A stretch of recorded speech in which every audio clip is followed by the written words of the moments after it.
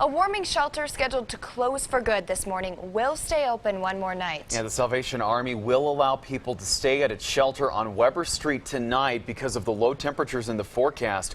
But KRDO News Channel 13's Dana Molina reports that after tonight, those people are out of options.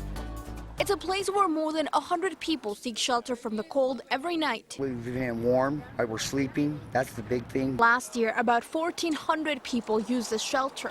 This year, that number grew to more than 1,500.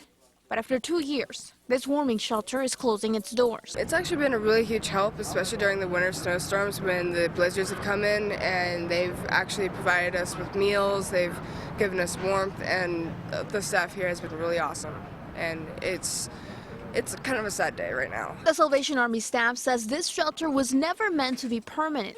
They promised the community it would only be a 2-year project. Now we're going to focus all of our resources back on what we've been doing for 125 years here in El Paso County, and that's the feeding, sheltering, and that restorative component.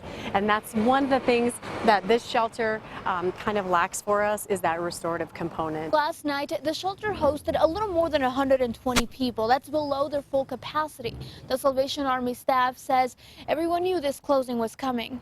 We've been telling them to try to find other places. We've been working with some of them to find other places to go so that they're not left outside. For many, like Catherine Shields, that's still in the works. My husband and I, we are going to be struggling for a little while because we have nowhere else to go, and we have very little supplies to us. We would like to have jobs. We want to stop doing this. But Shields says it's getting to a point where it's hard not to give up.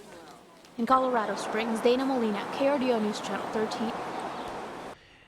And coming up in our next half hour, we'll hear more from the Salvation Army on that decision to stay open tonight.